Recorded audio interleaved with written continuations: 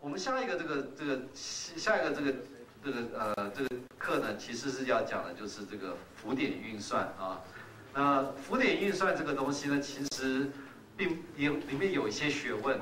这浮点运算呢，其实就是说在科学上来讲的话，用了很多。那为什么会用了很多呢？因为你通常在浮点运算的时候呢，它可以把它的用同样的这个 number of bits， 就同样的这个size 的这个 number 的话，它可以有一个比较大的一个 range， 所以它到时候你在越大的这个数目的时候呢，它的误差可以大一点，小的 range 的时候误差小一点。那但是它这样子的话就可以延长它能够去代表的这个数字。那这个浮点这个东西呢，其实啊，如果真的要学好的话，其实中间还有很多学问。那我就记得那时候我在念那个研究所的时候啊，有一个这个大师，那这个大师叫做 Belleville Cahan， 他是这个在 Berkeley 这个专门做 numerical analysis。那这个为什么他是大师呢？因为其实这个 IEEE 的 floating point standard 就是他弄出来的。那他这个人呢，其实也是这个真的是就是说有人家讲怪杰哈，他这就是其中一个怪杰。他那个时候怎么样去让这个 IEEE 的这个 floating point standard， 最后就是所有的公司，你们看到，最后所有的公司都用这个 standard， 对不对？他当初做法是这样子，在一开始的时候，其实呢 IBM 跟 Digital 啊，那时候有个公司叫 Digital Equipment Corporation， 对，现在已经都没有了嘛。那这些公司它本身都有自己的浮点运算，然后 TI 也是它有它自己的浮点运算的方法。那其实每个都不是 compatible。那所以这个东西很麻烦，麻烦的原因就是说，有的时候哈，你这个同样的计算，你现在比如说有一个研究生，他在 TI 上面算一算以后呢，写了 thesis， 然后别人到时候呢拿那个 HP 的 calculator 算一算，结果算结果都不同了啊。那所以呢这个很麻烦，所以他后来他过了几年研究以后，就发现这个问题以后呢，他就去把所有的这个 calculator 啊 ，TI 的、HP 的这个什么，通通都买来，他买了相当多，大概有个10几个。然后他去买了一件外套，那个美国人讲那个就是那个侦探，所以侦探穿那种长外套有没有？他就缝了很多个口袋啊，然后就把那个每个 calculator 就放在里面，然后他就跑到公司去，然后每次在给演讲的时候呢，他就把它穿起来，然后就到演讲就把它打开来，然后说你们随便选一个。然后选一个的话，我就跟你讲为什么这个不对。然后呢，所以那个公司的人就说你要用这个，他就马上就说这就不对。所以呢，他这个在路上跑了2年啊，每个公司都这样 demo， 他就是你公司的每一个做出来的产品呢，他都跟你讲说为什么这个产品有缺陷。所以等到2年以后呢，所有的公司都被说服了，所以最后呢，大家都拜服。那所以就大家都一起去产生了这个 IEEE floating point， 就是他所想出来的一个这个标准，就可以弥补大家所有这些其他人的这个缺陷。所以这个东西有的时候，这个就是说你有的时候历史上啊，就是说你看到一些这个人家的产品出来的时候，有时候不晓得就是这个后面其实有些怪人在里面这样搞。你想想看，有多少教授哈会花这么多时间跑到公司去，然后还去打开来一个外套，然后在那边做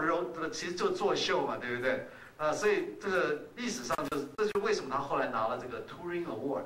我不知道你们知道，就是那个 ACM， 他在做计算机方面最高的荣誉就是这个 Turing Award。所以呢，这个 Belleville Cahan 就拿到了这个 Turing Award。他其实呢，这个也是从作秀出身的，对不对？这个我讲大家如果说是，就是说，我就跟大家讲说，你们其实要做任何事情呢，都没有关系，就学 computer 就好了。然后到时候等到都学通了以后呢，你要去作秀也可以，你要去当政治家也可以，你要去做生意也可以，只要学通的话，统统都一样啊。所以这个我们现在来讲这个浮点。那浮点的话呢？它这个我们要介绍一下，就是说它这个浮点的话，它其实里面有一些基本的这个概念啊，所以我要给大家稍微介绍一下，然后呢，给大家稍微了解一下所谓的这个 IEEE 754 standard point floating point standard。那这个东西就是当初这个 Professor Cahan 把它这个弄出来的。然后呢，要给他介绍一下，就是说你这个 G-force 8800的就是这个 G80 呢，它这个对 floating point 的话，它的速度，然后它的这个准确度。精确度还有不一样的地方。这个所谓的有的时候这个有人就会搞不清楚，有的时候连我都会有一点搞糊涂，就是所谓的准确度跟精确度。这个事实上呢，这个中间另外还有一个故事，我没有跟大家讲的，就是我当研究生的时候，其实我后来就是去修了这个 Professor Kahan 这个课。这个课呢，其实是恶名昭彰，因为呢，这个他这个人呢，虽然说是去作秀的时候很勇猛啊，但是他讲课的时候其实是非常非常干涩，所以呢，常常研究生听到最后都睡着了啊。那所以呢，就我们后来那次就有7个研究生去修他的课，然后而且他给的分数都很低，他通常都给这个 C， 从 C 开始嘛，然后 C D E F， 那偶然不是说什么，所以这个大家听都很怕。那时候就是我常常听到他在外面这个作秀很勇猛，所以就跑去就甘拜下风，就去修他的课。就是有一天呢，就在讲这个 accuracy 跟 precision 啊。那结果他这个讲的时候，我是知道他是有很深的功力呢，但是他讲的实在是太干燥乏味。那结果呢，我听了，结果我就那个眼睛很重哈，我就一直设法想要那个继续能够保持清醒。可是呢，屋子那个教室里面就有7个学生嘛，那我们本来大家都是同志，都希望一起努力，看能不能不要睡着。就没有想到其中呢有2个朋友就睡着了啊，那结果后来的另外2个朋友又不行了，那所以我后来听完这个 accuracy 以后呢，我是最后一个睡着的，那其他人都睡着了，所以呢，我事实上我当时又发现了，我其实对 accuracy 比较懂，但是对 precision 不懂。那考试的时候呢，后来发现呢，只有我一个人把 accuracy 写对了，后来我就过了，那其他人通通连 accuracy 都没有写对，所以通通都被当掉了。所以这个是一个历史上的一个小故事哈，所以等等我会把这个稍微给大家讲一下。然后呢，还有一个很重要的就是说，几乎所有做并行处理的这些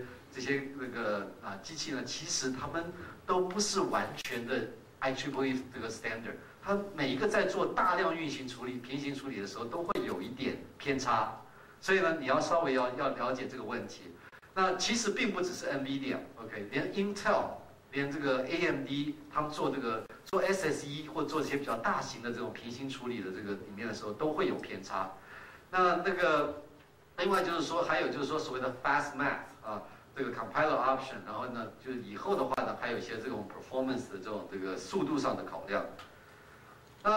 这个表哈，这个看起来很惊人啊，但是就是说，但是我等等最后还会回到这个表，所以我不会花太多的时间讲。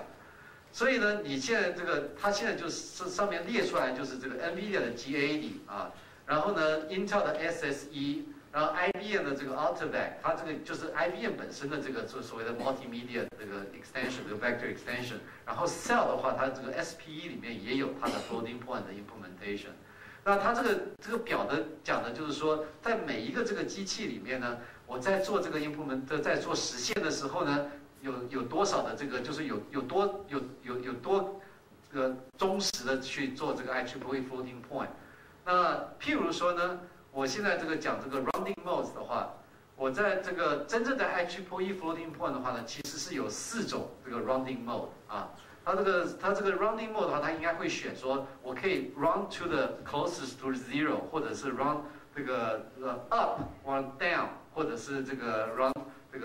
round to the nearest， 就是你最接近的那个。所以它这里面其实有4种不一样的所谓的就是rounding mode 在里面。那做科学计算人都知道，就是说这个 rounding 其实蛮有学问的，因为你如果不小心的话呢，它如果造成一个就是说大家在 run 的时候都会有一直会在增加的话呢，有时候就会产生这种不自然的这种现象，它就会产生一些，比如说做电磁学的人就会产生一个叫做这个电磁累积，所以它到时候就产生一个不应该有的事情跑出来。那所以你如果看这个 rounding mode 的话呢 ，GAD 它只有放这个 round to the nearest， 这其实大概是大家最常用的。但是呢，很多人就说，哎，你这个不是真正的 IEEE， 因为你另外3种都没有做。但是你如果看看 IBM 的做法，或者是这个Cell 的做法的话呢，其实他们也做不完全，他们也通常就是选1个，或者是选2个做。那所以就是说，有的时候有人就讲说，